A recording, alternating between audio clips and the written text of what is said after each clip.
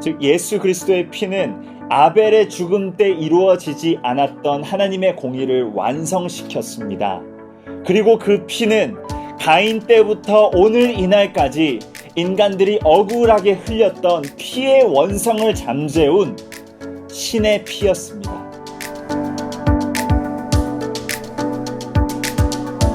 안녕하세요. 문소원 목사와 함께하는 더웰 온라인 훈련 위대한 시작 그 네 번째 시간입니다. 우리가 창세기 3장에서 본 것처럼 아담과 하와는 하나님께 반역하여서 에덴 동산에서 쫓겨나게 됩니다. 그 하나님에 대한 반역의 결과로 인해 하나님과의 관계가 단절되었고 이제는 그 인간들이 고통과 수고 속에서 살게 되었습니다. 하지만 하나님께서 한 가지 희망의 메시지를 주셨습니다. 그 여자의 후손을 통하여서 뱀의 머리를 부술 것이다 라고 약속하셨습니다. 그 소망의 메시지가 바로 원복음이었습니다. 이제는 에덴 동산에서 나온 인류가 살아가는 모습들을 보게 될 것입니다. 특별히 오늘은 아담과 하와의 자녀들의 삶을 보게 될 겁니다. 그들은 어떻게 살았을까요? 그들의 부모와는 다르게 창조주 하나님을 경배하고 예배하며 살았을까요? 참되신 하나님 앞에 무릎 꿇고 살아가는 삶을 살았을까요? 아니면 그의 부모들처럼 다시 한번 죄 앞에 무릎 꿇고 죄에 종살이하며 살았을까요? 우리가 그것을 알아보기 위해서 오늘 말씀 가운데로 한번 들어가 보겠습니다. 창세기 4장 1절입니다. 아담이 그의 아내 하와와 동침하매 하와가 임신하여 가인을 낳고 이르되 내가 여호와로 말미암아 득남하였다 하니라. 자, 4장에서 이제 에덴 동산 바깥에서의 삶이 아담과 하와에게 시작됩니다. 하지만 그 시작은 새로운 소망으로 시작이 됩니다. 아담과 하와가 동침함에 아이가 생겼다고 합니다. 인류 최초로 여자가 임신하게 된 거죠. 이 하와에게는 이 일이 너무나 쉽지 않았을 겁니다. 벌써 하나님께서 그 임신의 고통이 클 것이다 라고 경고를 하셨죠.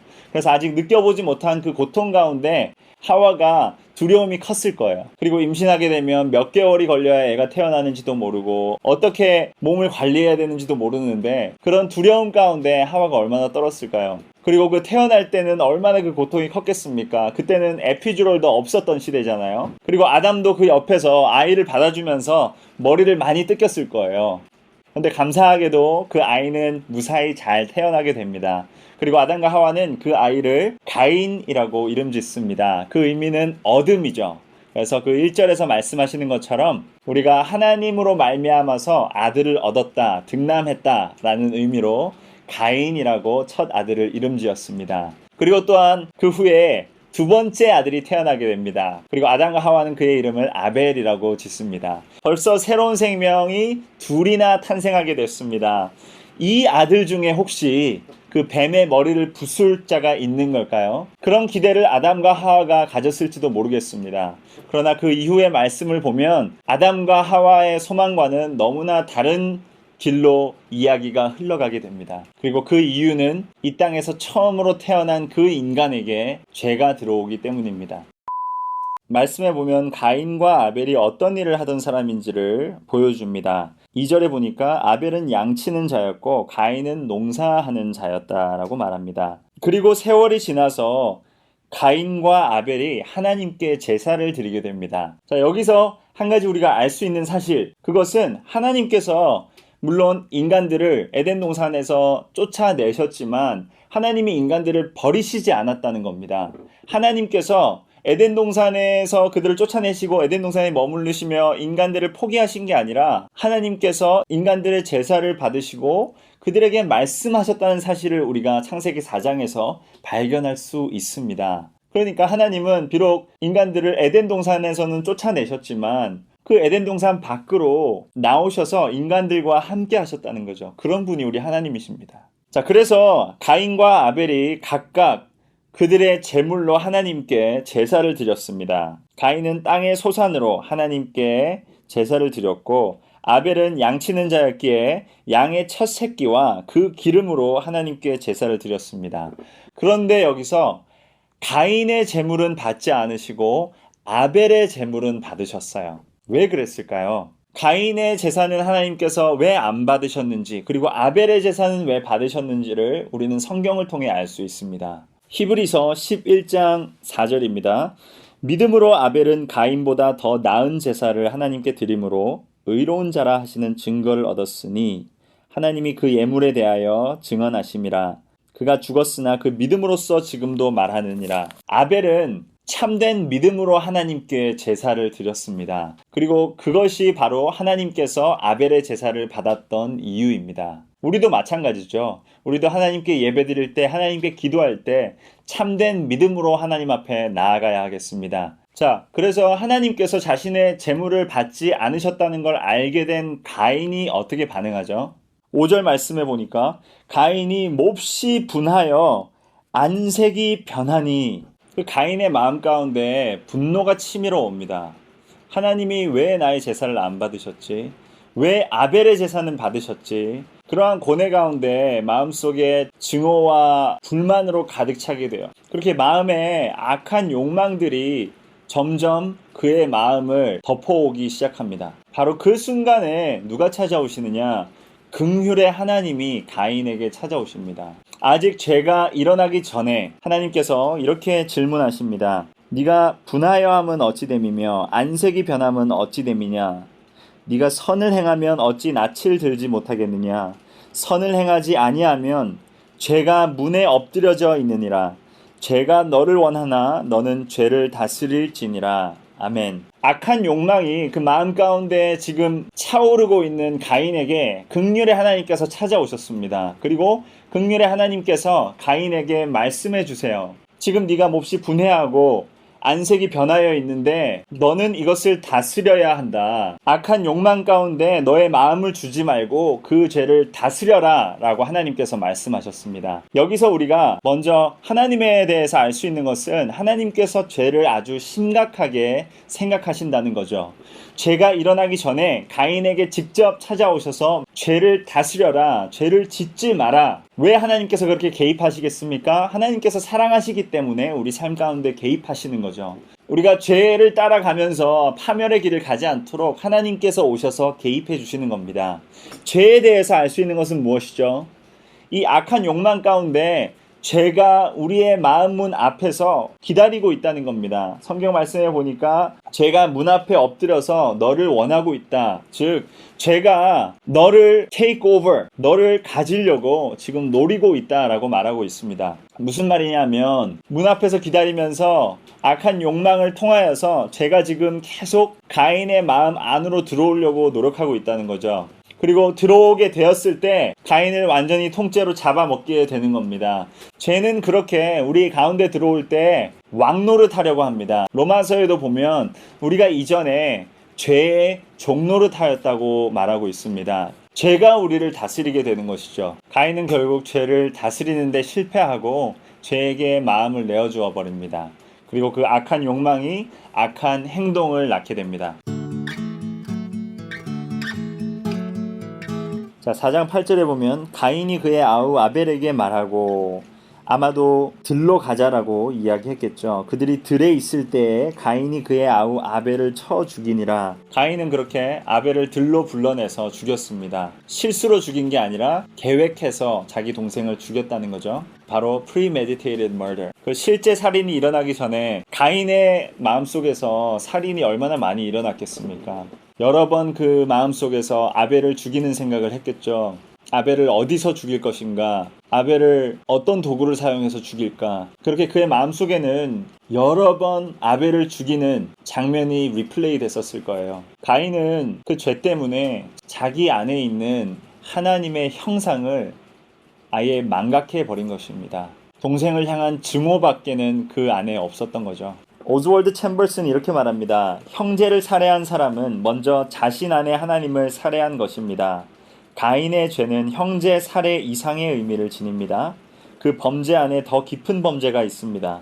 즉 가인은 자신의 전적인 본질로 하나님께 대항했으며 결국 자신이 받은 형벌 때문에 하나님을 비난했습니다. 그리고 한 걸음 더 나아가서 가인은 아벨 안에 있는 하나님의 형상까지도 없애버렸죠. 그 생명을 취함을 통해서 하나님의 형상을 가지고 있는 자기 동생 안에 있는 하나님의 형상을 지워버렸습니다. 자, 여기서 핵심 교리 99, 44번째, 세상에 미친 죄의 영향. 네, 죄는 그렇게 우리 인간들의 관계를 다 깨뜨려 버립니다.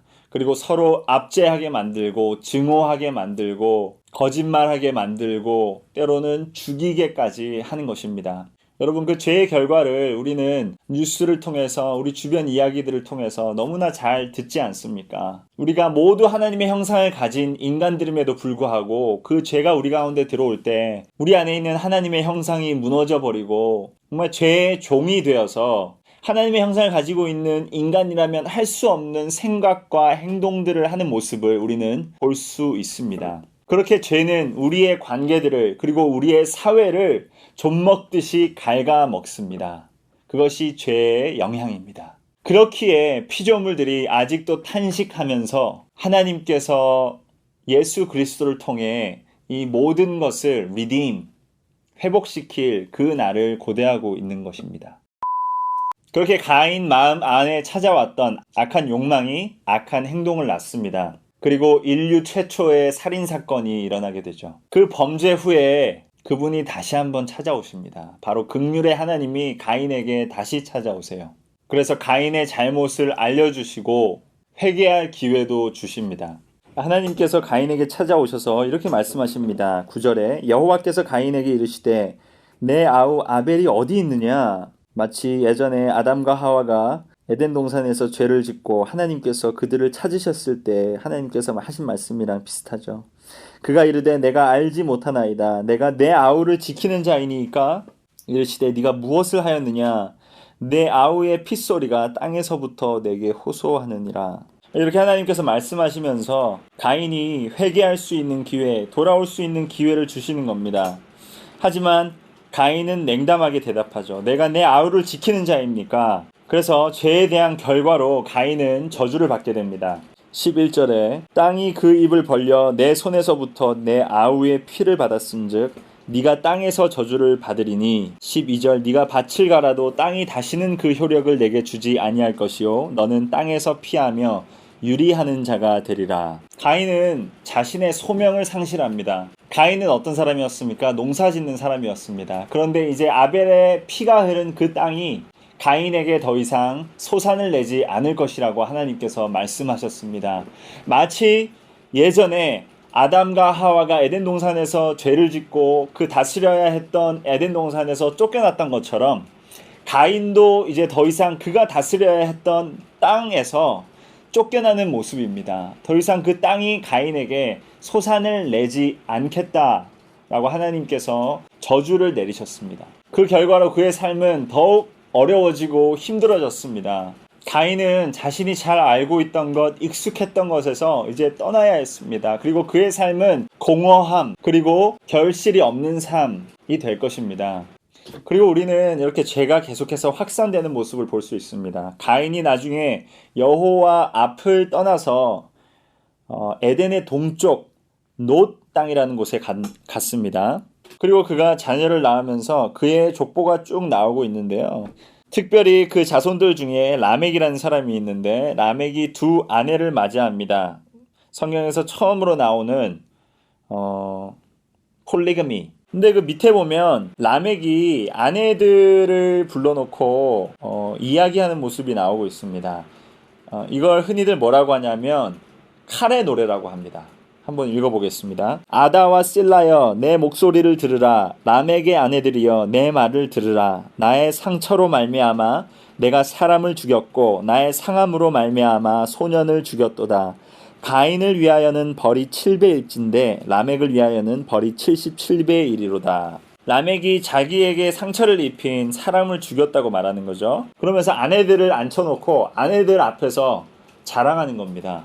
내가 살인자다. 내가 사람을 죽였다. 죄가 그 가인의 자손들에게 점점 더 확산이 되면서 이제는 살인에 대한 부끄러움이나 죄의식이 사라진 모습을 이제는 보고 있어요. 죄에 그렇게 무뎌진 겁니다.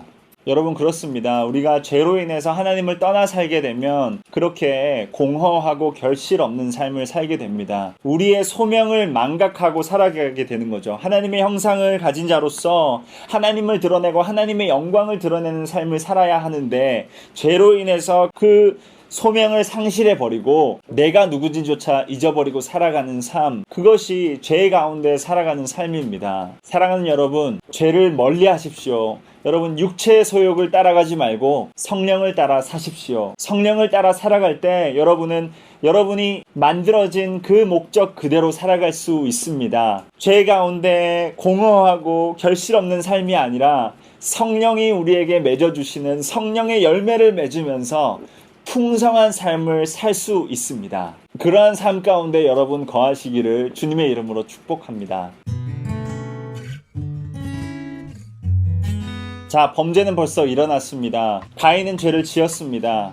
그에게 희망이 있는 것일까요? 그에게 소망이 있는 것일까요? 가인은 13절에 그렇게 하나님께 호소합니다. 가인이 여호와께 아뢰되 내 죄벌이 지기가 너무 무거우니이다. 주께서 오늘 이 지면에서 나를 쫓아내시온즉 내가 주의 낯을 배웁지 못하리니 내가 땅에서 피하며 유리하는 자가 될지라 물은 나를 만나는 자마다 나를 죽이겠나이다. 이게 가인이 몇 살 때인지는 모르겠지만 이미 아담과 하와의 자녀들이 여러 곳에 있었을 수도 있겠습니다. 그들이 나를 죽이면 어떡합니까? 라고 하나님께 묻습니다. 그렇게 절망 가운데 있는 가인에게 하나님은 그래도 긍휼을 베푸십니다. 여호와께서 그에게 이르시되 그렇지 아니하다. 가인을 죽이는 자는 벌을 7배나 받으리라 하시고 가인에게 표를 주사 그를 만나는 모든 사람에게서 죽임을 면하게 하시니라. 아멘. 자, 그렇게 가인에게 찾아오신 하나님은 아벨을 죽여서 살해한 가인에게 저주를 내리시면서 정의를 실현하시는 동시에 또한 가인에게도 긍휼을 베푸셨습니다. 아벨의 복수나 아니면 살인을 당하지 않도록 가인을 보호해 줄 수 있는 표를 가인에게 주었습니다. 그런데 여기서 우리가 한 가지 기억할 것은 하나님의 심판이 완전히 온전히 이루어졌다는 건 아닙니다. 왜냐하면 하나님의 공의의 원리를 보면 하나님의 공의는 항상 공평합니다. 하나님의 공평하심이 하나님의 법에 잘 나와 있죠. 신명기 19장 21절을 보면 생명에는 생명으로, 눈에는 눈으로, 이에는 이로, 손에는 손으로, 발에는 발로. 이것이 하나님의 공의의 원리입니다. 공평한 거죠. 생명이 죽었을 때는 생명으로 갚는 것이 원래 하나님의 공의인 것을 우리가 볼 수 있습니다. 그런데 방금 하나님께서 가인에게 주신 그 형벌 가운데에서 하나님의 공의는 온전하게 이루어지지 않았죠. 왜냐하면 가인은 자신의 생명을 내놓지 않았으니까요. 즉 하나님의 심판이 유보되었습니다. 파즈된 거죠. 여러분, 모든 인간들은 이러한 심판의 유보 가운데 살아갑니다. 우리가 다 죄인으로 태어나고 죄를 짓다가 죄인으로 결국 죽습니다. 죄의 삭은 사망이라고 성경은 말하고 있습니다. 그 말은 즉 우리가 내일을 살 수 있는 권리가 없다는 거예요. 우리가 바로 지금 이 시간 이 순간 죽더라도 우리는 억울하다고 말할 수 없다는 거죠. 우리는 죄인이고 죄의 삭은 사망이기 때문에. 그럼에도 불구하고 하나님께서 모든 인간들에게 삶을 주시고 또한 삶을 누리게 해주시는 것은 하나님의 은혜죠. 그리고 그러한 심판의 유보 가운데에서 모든 사람들에게 공평한 기회를 주십니다. 그들에게 주인 노릇하고 있는 그 죄에서 자유할 수 있는 기회를 말이죠. 바로 예수 그리스도를 믿음을 통하여서 그들을 속박하고 있는 죄의 쇠사슬에서 자유할 수 있으며 진정한 하나님과의 관계를 회복할 수 있습니다. 자, 그리고 4장 마지막 부분에 가면 우리가 새로운 희망을 발견하게 됩니다. 가인은 그렇게 저주를 받고 떠나게 되고 아벨은 죽음을 통해서 하나님의 그 소망의 메시지, 원복음이 마치 사라져버리는 것처럼 보였지만 다시 한번 하나님께서 아담과 하와에게 자녀를 허락하십니다. 25절에 아담이 다시 자기 아내와 동침하매 그가 아들을 낳아 그의 이름을 셋이라 하였으니 이는 하나님이 내게 가인이 죽인 아벨 대신에 다른 씨를 주셨다 함이며, 그리고 그 셋의 핏줄을 통하여서 나중에 예수 그리스도가 이 땅 가운데 오시게 됩니다. 그리고 가인이 아벨을 쳐 죽였을 때 바로 잡아지지 않았던 하나님의 공의는 바로 그 하나님의 아들 예수 그리스도를 통하여서 온전히 이루어집니다. 아벨의 피가 하나님께 복수를 부르짖으며 그 억울함을 호소했지만 하나님께서는 가인의 생명을 취하시지 않으시고 그에게 저주를 내리시고 멀리 떠나게 하십니다. 이로 인해서 기울어져 버린 공의의 저울을 바로 예수 그리스도를 통해서 다시 한번 온전하게 균형을 잡으셨다는 거죠. 억울하게 죽은 아벨의 피는 땅에 떨어져서 복수를 외쳤습니다. 그 복수는 나중에 십자가에서 이루어졌습니다. 가인이 흘렸어야 할 그 피, 가인이 내어놓았어야 할 그 생명을 십자가에서 예수 그리스도가 대신 내어놓으신 겁니다. 즉 예수 그리스도의 피는 아벨의 죽음 때 이루어지지 않았던 하나님의 공의를 완성시켰습니다. 그리고 그 피는 가인 때부터 오늘 이날까지 인간들이 억울하게 흘렸던 피의 원성을 잠재운 신의 피였습니다.